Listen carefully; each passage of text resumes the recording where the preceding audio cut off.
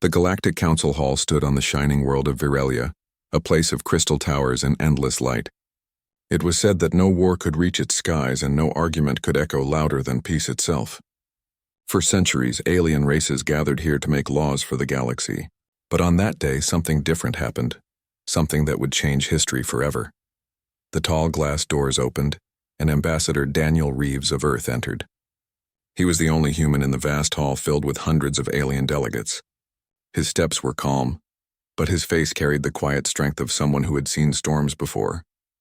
Every pair of alien eyes turned to watch him, some curious, some hostile, some even amused. Humanity had joined the Galactic Council only 50 years ago. They were newcomers, still learning how to stand among civilizations thousands of years old. Most members saw them as a small emotional species that talked about peace but acted with pride. But Daniel Reeves had earned a strange respect. Even his enemies admitted he never lost his composure, no matter how harsh the words thrown at him. The council speaker, an ancient being of light known as Elthar of the Serene Mind, raised a hand. "We now open the session concerning the Terran Confederation," he announced. "Ambassador Reeves, you may stand." Daniel stepped forward, standing beneath the great silver crest of the council.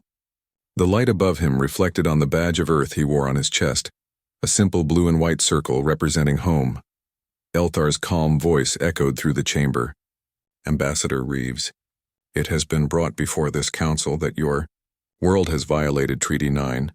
The Terran Confederation has expanded military production beyond agreed limits and interfered with council-protected trade zones." A murmur spread through the chamber. Dozens of alien species whispered in their own languages. Some hissed softly. Others stared coldly at the human. Daniel looked up. His voice was calm but firm. "Members of the council," he began, "Earth has honored every treaty signed. We have built ships for defense, not aggression. We have protected our colonies from pirates where your patrols failed. And as for your trade zones, they were never meant to let smugglers harm our people." A deep laugh came from the right side of the chamber. It belonged to General Vorkath of the Korth Empire, a giant reptilian warlord with golden armor. His sharp teeth glinted under the light.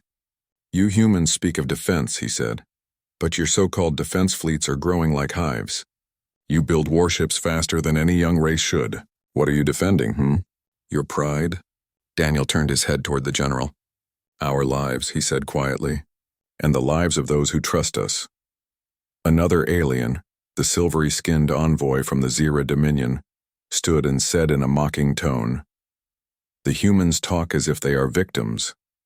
Perhaps they forget they are only guests in this council. The galaxy does not revolve around Earth." The laughter that followed was sharp and cruel, but Daniel did not react. He waited until the noise faded. He then said, "The galaxy may not revolve around Earth, but we are part of it. We work hard, we trade honestly, we help others in need. Yet when human colonies are attacked, when our people are taken by raiders, this council sends words, not ships." That silenced the laughter. Even those who disliked humans felt the truth in his words. Daniel walked closer to the center platform. "For years, Earth asked for help protecting our borders. We were told to wait, to be patient. We waited while colonies burned. We waited while families vanished into space. We waited until we learned to protect ourselves." He paused, letting his words echo through the enormous chamber. "Now you accuse us of building defenses," Daniel continued. "You call it a violation. But what would you call it if it were your home? Your children? Your people?" The hall grew very quiet. Even Elthar's glowing form dimmed slightly, as if the ancient being was thinking deeply. But General Vorkath rose again, his tail thumping against the marble floor. "You dare to question the authority of the council? Without order there is chaos. Without rules the strong will crush the weak." Daniel's eyes met the general's. "And yet the strong are already crushing the weak," he said. "They just hide it behind the word law." A ripple of shock went through the room. No one had ever spoken to the council like that, especially not a representative from a younger world. Elthar raised his hand for silence. "Ambassador Reeves," he said slowly, "your passion is noted. But the evidence stands. Earth's fleets exceed allowed limits. The council must respond. We propose economic sanctions and seizure of all Terran shipyards outside Sol." The words fell like cold iron. Daniel stood still, his mind racing. Sanctions meant starvation for outer colonies. Shipyard seizure meant disarmament. Earth would be defenseless. He looked around the hall, at the alien faces staring back, some cold, some pitying, some quietly pleased. He realized something in that moment. This was never about treaties. It was about fear. The galaxy feared humanity's speed, their growth, their unpredictable spirit. The older races had seen something dangerous in humans, not in their weapons, but in their will. Daniel slowly raised his head.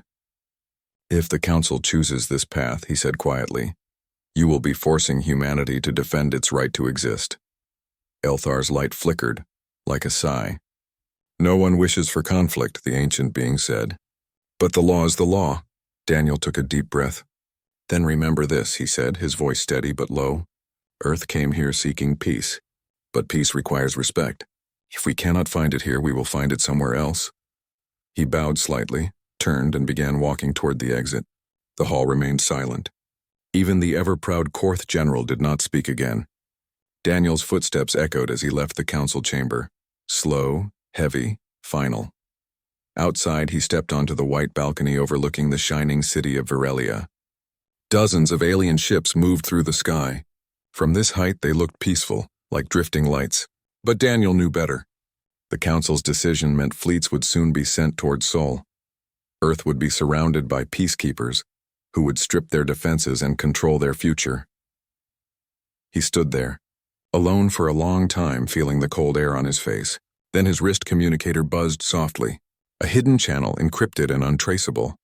The message appeared in small glowing letters. All systems ready. Project Guardian stands by. Daniel stared at the words. Project Guardian, Earth's last secret. Years of hidden work under deep oceans and dark moons. A fleet the Council had forbidden them to build. Ships designed not for conquest but for survival. He looked up at the endless stars above Virelia and whispered to himself, they think we are weak. Let them keep thinking that. He turned and walked back inside the shuttle bay where his diplomatic ship waited. The human crew saluted silently as he entered. Their faces were calm, but their eyes carried the same quiet fire. As the ship lifted off, Daniel looked once more at the Council Tower. Tall, bright, and proud. It had ruled for thousands of years, but now for the first time a single human had shaken its confidence. He closed his eyes, thinking of Earth, blue, fragile but unbroken. He remembered the faces of colonists who built homes on dust worlds, the engineers who worked in secret hangars, the soldiers who trained for a war they hoped would never come. He whispered softly, we came for peace, but if peace is denied, then we will stand. The stars faded into lines as the ship jumped into hyperspace, heading home. Behind him in the council hall, alien diplomats argued endlessly, not knowing that the first thread of fear had already been woven into their unity, and far away, under the dark waters of Earth's oceans, engines began to awaken. Silent giants opened their eyes for the first time in centuries. The galaxy had no idea what was coming. The stars of Sol burned quietly, giving no hint of the storm that was coming. To most of the galaxy, Earth looked calm, peaceful, unaware of the decision made on Virelia.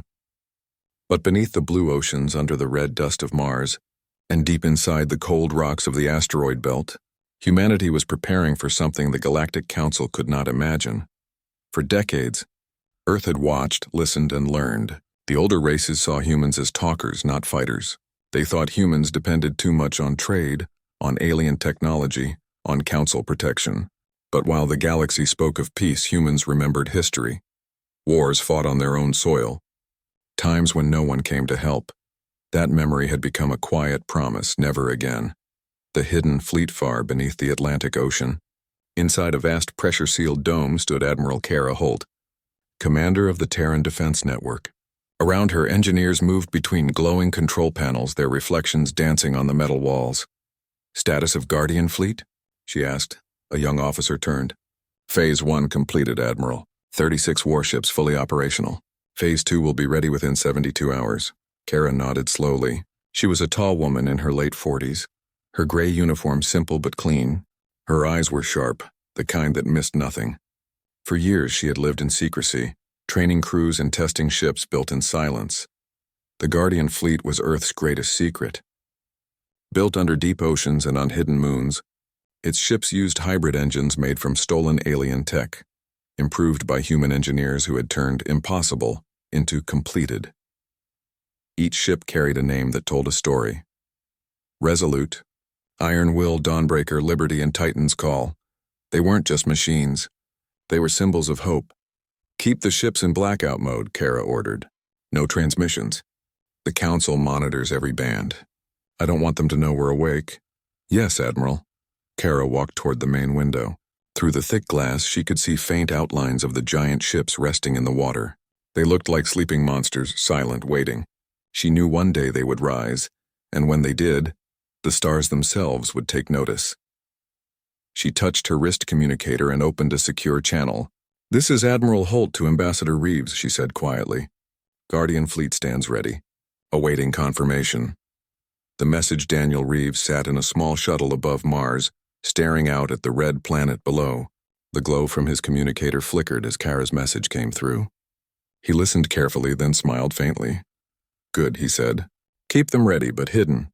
We'll move only if the Council crosses the line." "Understood," Kara replied.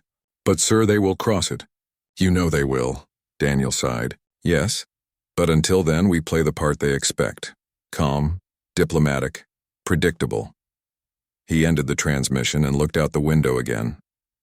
Mars was growing, its colonies expanding every year. Humans had turned deserts into cities, frozen ground into farmland. They were survivors by nature. And yet the Council still treated them as children. Daniel knew that wouldn't last. The Council thought humans were too young to rule themselves, too emotional to lead others. But emotion, he believed, was not weakness. It was willpower. He pressed a button on his console, opening another secure message. It was from the Terran Intelligence Network.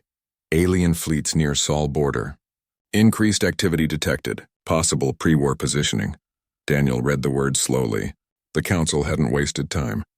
They were already preparing to enforce their sanctions, by force if needed. He leaned back in his chair and whispered, "So it begins." The colonies prepare across the solar system. Quiet orders spread like invisible fire. On the moon, engineers worked day and night inside the old Artemis crater base, building advanced missile platforms. On Mars, hidden factories inside Mount Olympus produced armor plating stronger than anything the Council fleets used. In the asteroid belt, small mining colonies were being converted into secret outposts, each with long-range scanners and stealth turrets. But none of this reached the public news. To most citizens, life continued as normal.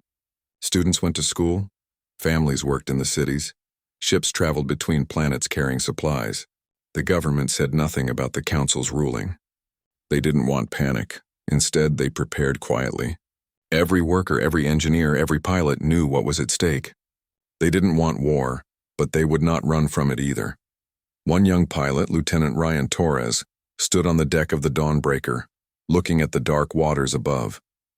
He had been training for years, told that his ship might never leave its dock. Now orders had changed. "Think we'll ever see real combat?" another pilot asked. Ryan smiled slightly. "I hope not," he said. "But if it comes, we'll be ready." He looked at the ship's emblem, a rising sun breaking through clouds, and felt pride swell in his chest. Humans had built this ship with their own hands from materials no alien had touched. Every bolt, every circuit, every weapon had a purpose: to defend home. The Council's blindness far across the galaxy, the Council met again in secret chambers. Reports had arrived. The human colonies were too quiet. There were no protests, no desperate messages, no panic. The aliens found this strange. Usually, younger races complained loudly when threatened. "They're frightened," said General Vorkath. "Their silence means surrender." Elthar of the Serene Mind disagreed. "Their silence may mean preparation." But the Council laughed softly. The Zero representative hissed, "Preparation with what? Their fleets are small compared to ours." They had seen no movement, no communication, no visible sign of defense. What they didn't know was that human ships could now hide, their hulls coated with new materials that absorbed radar and sensor signals. Earth's stealth technology had outgrown the galaxy's understanding. So the Council planned their peace enforcement. 12 fleets from different empires would move to surround Sol, enter orbit, and demand disarmament. If humans resisted, they would use limited force. They were confident. Too confident. The meeting on Luna. 2 weeks later, the leaders of Earth's defense met inside the old Luna Command Station. Admiral Kara Holt, Commander Elias Chen of the Mars Defense Network, and Ambassador Daniel Reeves stood around a circular table displaying a holographic map of the solar system. Blue dots marked human ships. Red dots showed alien fleets moving closer. "They'll reach our border in 7 days," Kara said. "If they cross the line, our satellites will detect them instantly." Daniel nodded. "No first strike. That's clear. We hold the moral ground. The moment they attack, we respond." Commander Chen frowned. "With respect, sir, that's dangerous. If they think we're weak, they'll hit us harder." Daniel looked at him. "And if we strike first, we become the villains the Council claims we are." "No, we wait." But once they fire, his eyes hardened. "We end it quickly." The room fell silent for a moment. Kara finally spoke. "Then I'll have the fleet ready. If war comes, we don't fight for conquest. We fight for survival." Daniel placed a hand on the table. "Not just survival, Admiral. For dignity, for every human who was ever told we don't belong among the stars." The Awakening. 3 days later, in the deep Atlantic dome, alarms sounded softly. Engineers ran to their stations as the Guardian fleet began to power up. Massive reactors came alive one by one. The water around them boiled as the first ships rose slowly toward the surface. For centuries, humans had dreamed of flying beyond stars. Now they had built something that even the oldest species would fear. Admiral Holt stood on the command deck, watching as the ocean above parted to reveal sunlight. The Titan's Call, the largest ship, broke through the waves, water cascading from its hull like a shining waterfall. Its engines roared with power never heard before on Earth. "Guardian fleet is ready," her officer reported. "All systems green." Kara took a deep breath. "Then the Guardians of Earth are awake," she said softly. Daniel's resolve back on Mars. Daniel stood on a balcony overlooking the crimson horizon. The sun was setting, painting the dust plains gold. Behind him, a small hologram of the Earth Council appeared, human leaders waiting for his final word. "Ambassador," one of them said, "if they attack, do we have your authorization to engage?" Daniel's face was calm. "Yes, but make sure the world sees who fires first." He ended the call and looked at the sky. Somewhere out there, alien fleets were coming, thinking they could control humanity again. They had no idea what they were walking into. He whispered quietly, "You think we are small. You think we will bend. But you forget what happens when humans are cornered." That night, across every human world, a single coded message was transmitted through the secure Terranet network, simple and short. "Guardians, stand ready. Await signal." And in that silence between the stars, something ancient within humanity stirred. A fire that had burned through every war, every hardship, every century of struggle. It was not hatred. It was not vengeance. It was survival. The galaxy still thought humans were sleeping, but the humans were already wide awake. The stars around the Sol system shone quietly, unaware that death was approaching. 12 fleets from the Galactic Council, representing 6 powerful empires, were moving toward Earth's home system. Their ships filled the void like a dark tide, glittering with energy shields and banners of authority. From their command ships, the admirals of the alien armada watched the distant sun grow larger. They came not as invaders, but as peacekeepers. At least that was what their orders said. Their mission was to secure human assets and enforce council law.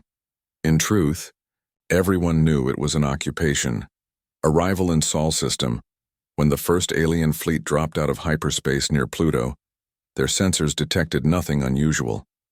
The outer colonies looked quiet. Mining stations reported normal activity. The admiral of the Zera Dominion fleet, Lord Zero, looked at the data and smiled. "See," he said, "the humans are scared. They know they cannot win."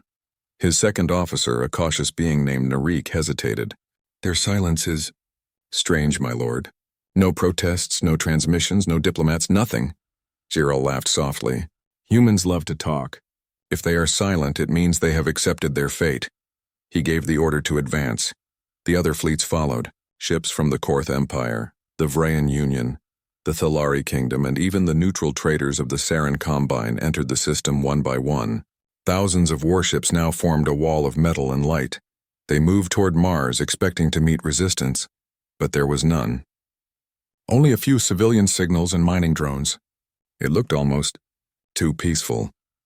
The calm before the storm from her command room deep under the Atlantic, Admiral Kara Holt watched it all. A massive holographic map showed the alien fleets entering Sol. Red dots filled the screen. Her communications officer said quietly, "They've crossed the border, Admiral." "Orders?" Kara didn't answer at first. She stared at the display, calm and focused. "Hold position," she said finally. "No engagement. Let them come closer." "Yes, Admiral." Everywhere across the system, human ships remained hidden, deep in asteroid shadows under moon craters or behind sensor-cloaked platforms. Their engines were cold, silent. Kara knew this moment would come. The Council wanted to make a show of power, but she intended to make them regret it. She sent a short-coded message to all fleets. "Wait for the first shot, then strike with everything." Alien confidence near Mars orbit, General Vorkath's fleet arrived next. His warships were massive, shaped like armored beasts. From his throne-like command seat, he growled with satisfaction. "Prepare boarding teams," he ordered. "Once we reach Earth, we will secure their shipyards. No resistance expected." His officers nodded eagerly. In another fleet, the Thellery Admiral, a tall insectoid named Rikta, gave a similar order. "Activate communication link. Announce the Council's demands. The humans will comply." Across the combined armada, messages were transmitted toward Earth. "This is the Galactic Council Enforcement Fleet. You are hereby ordered to surrender all military facilities and open your planetary defenses. Failure to comply will be considered open rebellion." On Earth, the message was received in the main command center. Officers turned to Admiral Holt, waiting for her decision. She looked at the message quietly, then said, "Record my reply." Her voice was calm, almost soft. "This is Admiral Holt of Earth Command. Your fleets have entered our home system without invitation. Withdraw immediately. This is your only warning." The officer sent the message. The spark for several hours, nothing happened. The alien fleet slowed near Mars, scanning for human defenses. But their sensors showed only mining stations and empty space. Gyral of the Zira Dominion grew impatient. "They ignore us. Fine, fire a warning shot. Disable one of their satellites." A beam of bright blue light cut across space, striking a small human relay satellite. It exploded instantly. That moment changed everything. In the Atlantic command dome, alarms flared red. "They fired first," an officer shouted. Kara Holt stood up. "Then it begins," she said. "Launch the Guardians." The ocean above the dome roared as massive doors opened. One by one, black ships rose from the depths like awakening giants. Their hulls shimmered with dark energy, absorbing radar and light. The first human war fleet broke through the surface, water cascading down their armor. The Titan's Call led the formation, followed by Iron Will, Dawnbreaker, and dozens more. Their engines ignited with a deep hum that shook the air itself. Kara's voice echoed across every human channel. "This is Earth Command. Guardian Fleet is active. All units engage." The Battle of Mars near Mars. Alien fleets suddenly detected movement. Hundreds of dark shapes emerging from nowhere. Their sensors glitched. Some readings even vanished completely. "Impossible," shouted Narik. "They were not there a moment ago." "Stealth technology?" another officer asked. "Fire on them," Gyral roared. The alien ships unleashed a storm of plasma bolts and energy beams. But the human ships didn't dodge. Their armor absorbed much of the energy, and then, and for the first time, humanity struck back.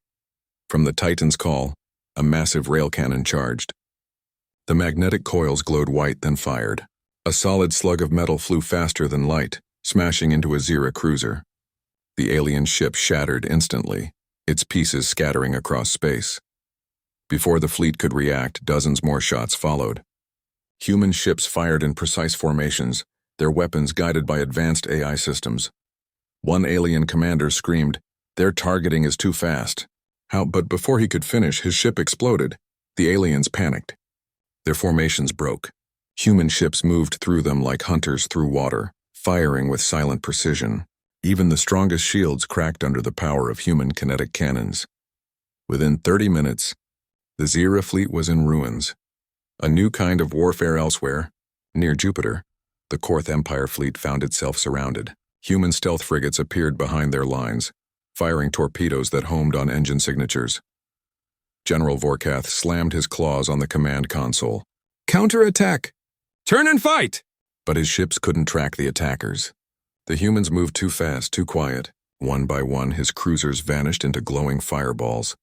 When his flagship finally took a direct hit, Vorkath stared in disbelief at the screen showing Earth's rising fleet. Primitive.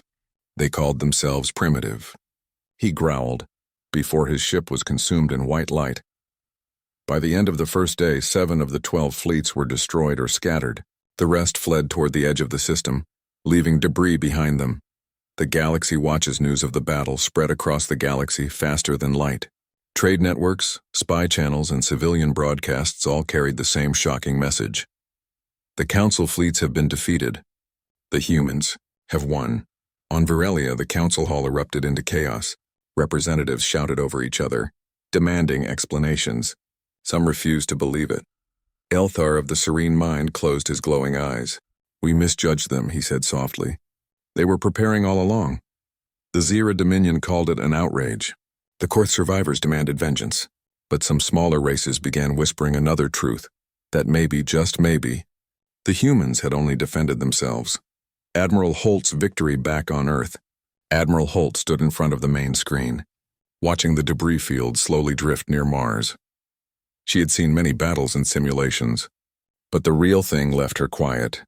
Her officers cheered around her, but she did not smile. "Count the lives lost," she said. "Ours and theirs. Everyone matters," and Aide nodded. "Yes, Admiral." Then a transmission arrived from the diplomatic fleet. It was Daniel Reeves. "Admiral," he said, his voice calm as always. "The Council will call this an act of rebellion." Kara replied, "Then let them call it what they want. We didn't start this." He nodded. "No, but they won't stop now. They'll return with more fleets, bigger ones." "I know," she said. "And we'll be ready." Daniel's message later that night, Daniel recorded a message to the Galactic Council. He stood before a simple blue background, wearing no armor, no symbols of power. Only the emblem of Earth glowed faintly on his chest. "You sent fleets into our home. You called us criminals. You fired first. We answered only to defend ourselves. We don't want war, but we will not bow to those who treat us as slaves." He paused, his voice firm but controlled.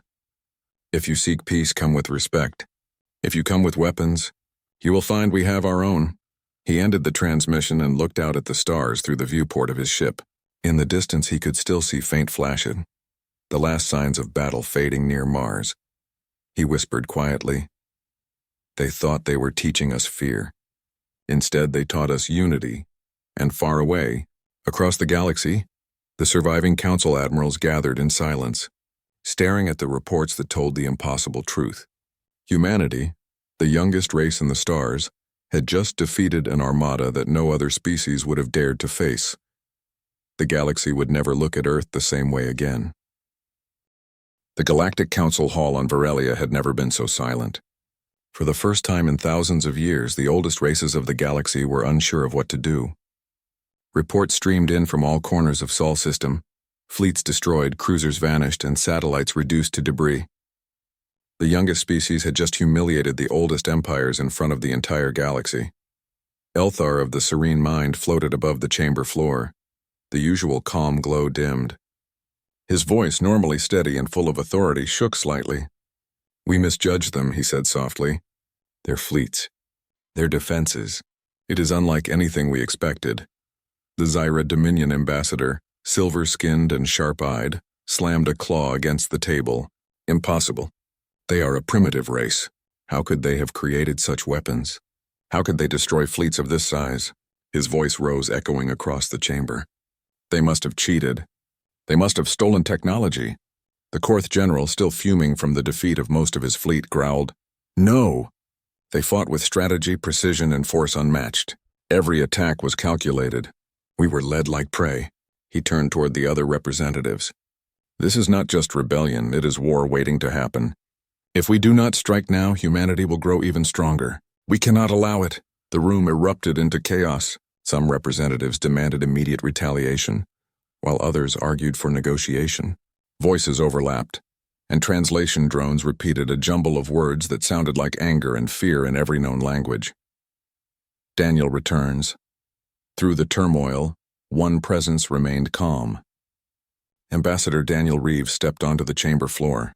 Even the room's ancient acoustics seemed to bow to his quiet authority.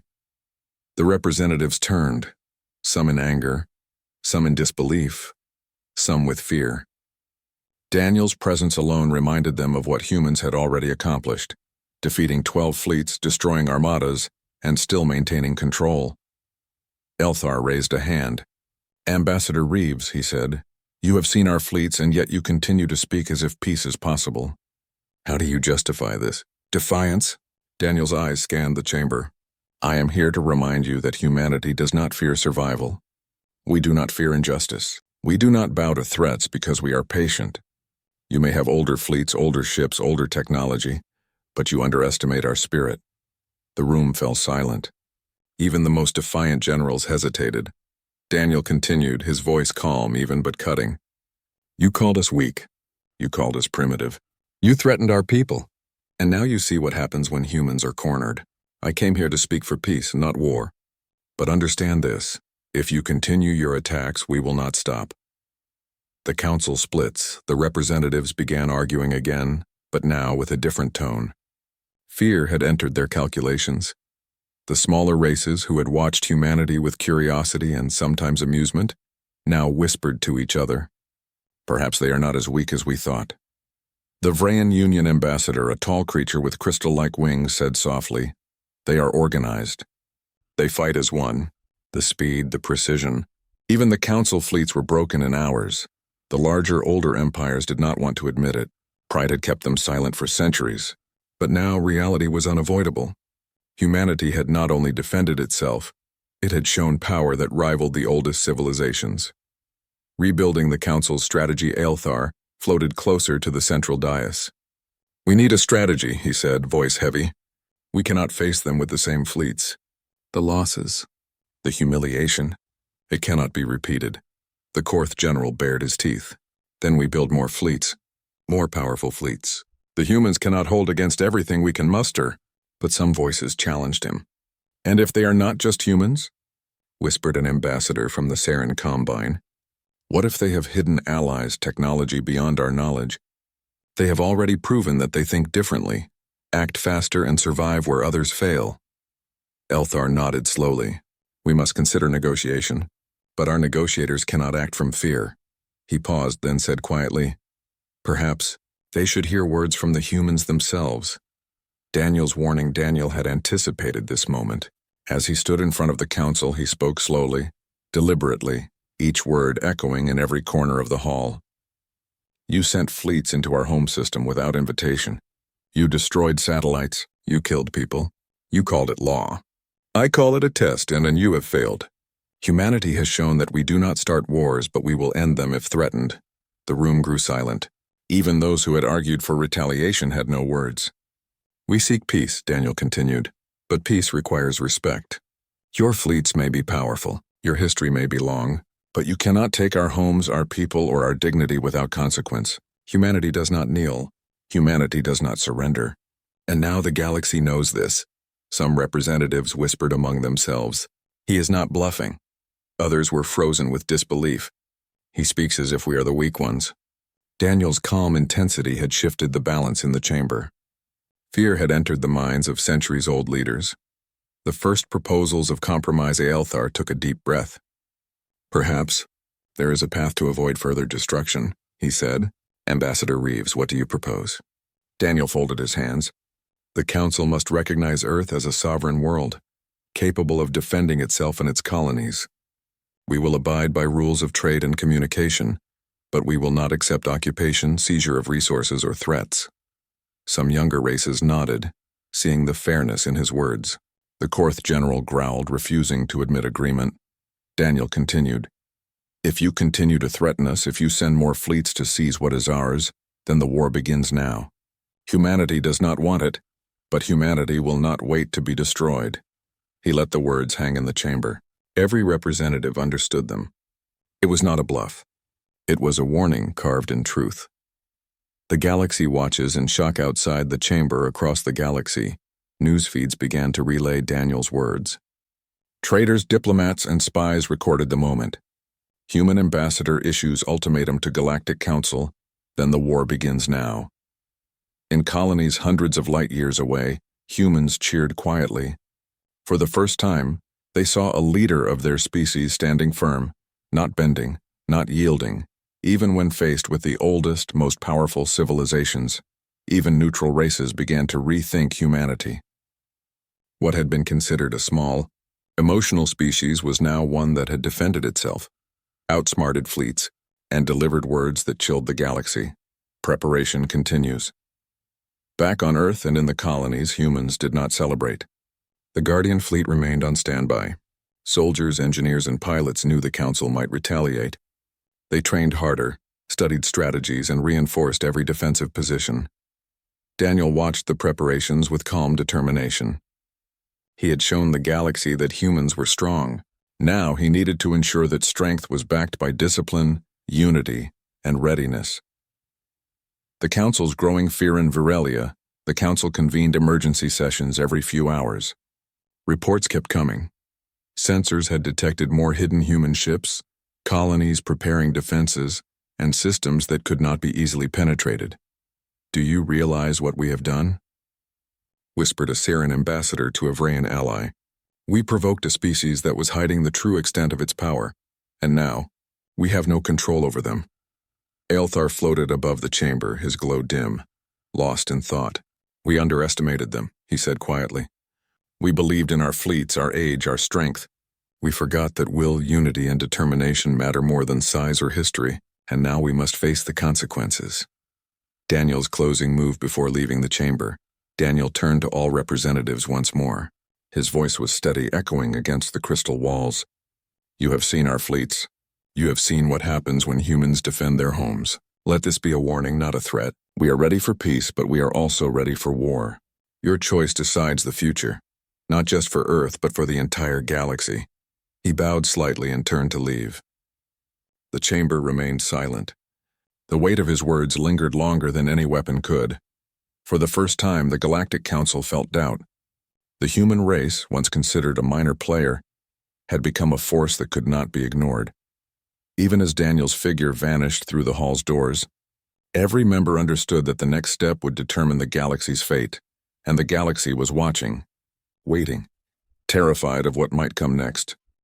Part 5, the final warning. The galaxy held its breath. After the shocking events at the Sol system and the confrontation in the council hall, no one knew what would happen next. Rumors spread faster than light. Humanity had defeated 12 fleets, hidden massive warships, and sent a warning that echoed across star systems. Even those far beyond the outer rim paused their daily routines to watch the events unfold. But back on Earth and the colonies, life continued with an uneasy tension. Soldiers patrolled the orbital stations. Engineers worked around the clock to repair and reinforce ships, and pilots trained relentlessly in preparation for the battles that might come. Humanity had shown the galaxy its strength, yet it was not arrogance, it was readiness. Daniel's plan ambassador, Daniel Reeves, had returned to Earth from Virelia. His presence inspired confidence, and yet he remained calm. He gathered the leaders of Earth's colonies, military commanders and diplomatic advisors in a secure command center under the Pacific Ocean. The room hummed with activity as holographic displays showed the Council's fleets regrouping on the edge of Sol system. Daniel spoke with quiet authority. "They have seen our power.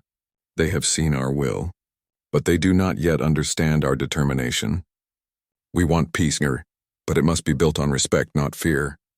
Admiral Kara Holt, standing tall beside him, nodded. "We have repaired the Guardian fleet. Every ship is operational, every weapon ready. The Council underestimates us, but if they attack again, we will make them regret it." Daniel's eyes scanned the room. "Then we give them one final message. Not a threat, but the truth. If they choose war, we will respond. If they choose peace, the galaxy can continue without bloodshed." He pressed a button, and the holographic display showed the Council Hall on Virelia. Every representative could see Earth's military readiness and the Guardian fleet poised in orbit. Engines humming softly like a storm waiting to break.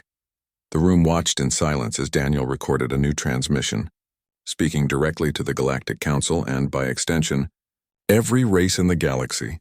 "The message, members of the Galactic Council," Daniel said, his voice calm yet firm. "You have seen what humans can do when cornered. You have seen 12 fleets defeated by a species you believed weak. You have heard our words, and you have watched as we prepare to defend our homes, our families, and our colonies." He paused, letting the words sink in. "This is your final warning. Do not mistake our patience for weakness. Do not mistake our silence for fear. Humanity seeks peace, but we are prepared to wage war if it is forced upon us." The chamber on Viralia went silent as the Council's oldest representatives absorbed the message. For centuries, no species had dared speak to the Council like this. Now a human did, and the weight of those words pressed on every mind present. Daniel continued, "We call for respect, not submission. Withdraw your fleets from Sol system immediately. Recognize Earth's sovereignty. Allow us to exist without interference. Fail to do this, and the consequences will be severe. Humanity does not threaten without cause, but if threatened we will not wait, then the war begins now." The transmission ended, but its echo remained. Across every channel and every system, the words were heard, recorded, and shared. The galaxy understood one thing clearly. Humanity had drawn a line, and crossing it would be catastrophic. The Council's panic back on Viralia. The Council erupted into chaos. Older races shouted at younger races, demanding answers, blaming each other for underestimating humans. The Korth general, still recovering from the loss of his fleet, bared his teeth and roared, "This is insubordination. They cannot be allowed to dictate terms." But the Saren Combine and other smaller species whispered caution. "Do you not see?" one of them said. "They are united. Their fleet is ready. They are not reckless, they are prepared. If we attack, we will face destruction." Elthar of the Serene Mind floated above the chamber floor, his glow dim and heavy. "We have ignored the nature of humanity for too long," he said. "We believed history and technology alone ensured control, but we forgot to account for will, determination, and courage, and now they have proven us wrong." For the first time, the Council had no clear plan. Debate turned to confusion, and confusion turned to fear. The galaxy had underestimated the human race, and now every representative felt the weight of that mistake. Human readiness. While the Council debated, humans across Sol system continued their preparations. The Guardian fleet moved into strategic positions around Mars, the Moon, and the outer asteroid colonies. Each ship remained cloaked or hidden until it needed to reveal itself. Pilots trained in virtual battlefields. Engineers repaired the ship's shields, and communication networks ensured that every human world was connected. It was not arrogance. It was necessity. They had survived threats before, and now the galaxy was testing them again. On Earth, Daniel watched the stars from his office in orbit, the blue planet glowing beneath him. "They don't understand us," he said softly. "They don't understand why humans fight, why we endure. But soon they will." The Council decides after days of tense deliberation. The Council finally reached a reluctant consensus. The older fleets would withdraw temporarily, but they demanded one condition: human compliance with certain trade and defense regulations. Daniel received the message. He read it carefully, then smiled faintly. Humanity had gained recognition, and for now war had been avoided. But he knew the galaxy would never forget this moment. Humans had proven that they were no longer a species to underestimate. He sent his reply. "Earth accepts the terms of peace, provided that our sovereignty is fully respected. We will continue to protect our people, and we expect all races to respect the same. Let this be the beginning of real cooperation, not fear." The Council hesitated, but eventually the message was acknowledged. Fleets retreated to the edge of the system, leaving behind a trail of silence and astonishment. A human legacy back on the surface of Earth, people watched news feeds of the Council's withdrawal, families cheered quietly, soldiers saluted, and engineers smiled at the sight of ships returning safely to hidden bases. Daniel stood with Admiral Kara Holt and Commander Elias Chen. They had guided humanity through one of its most dangerous moments, and now the galaxy knew the truth. Humans were strong, united and unafraid. Kara turned to Daniel. "Do you think they'll try again?" she asked. Daniel shook his head. "Perhaps. But now they know the cost. Humanity does not strike first, but if we are pushed, we will not yield. That knowledge alone changes everything." Commander Chen nodded. "They'll remember this for centuries." Daniel's eyes swept the horizon, both real and metaphorical. "And humans will continue to grow, to explore, to defend, and to inspire. The galaxy has learned our name. and it will never forget it. The first step toward the stars.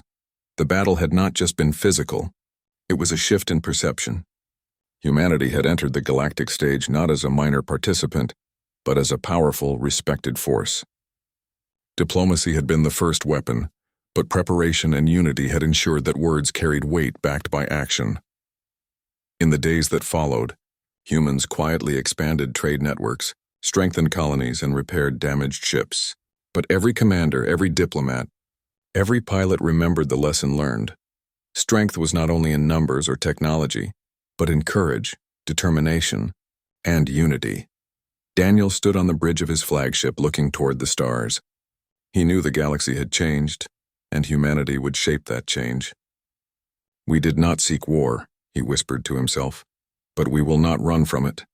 Let the stars see who we are." Above the oceans, beneath moons, and across colonies, the Guardian fleet lay in wait, not as a threat, but as a shield. Humanity had spoken, humanity had acted, and the galaxy had no choice but to listen. For the first time, every race understood one thing clearly. Humans were no longer just another species among many. Humans were a force to be reckoned with, and the legacy had only begun. The story of Daniel Reeves and humanity's stand ended that day, not with destruction, but with respect earned. The Galactic Council learned a lesson that would echo across centuries. Never underestimate the will of humans, for their courage could change the course of the galaxy itself. The end.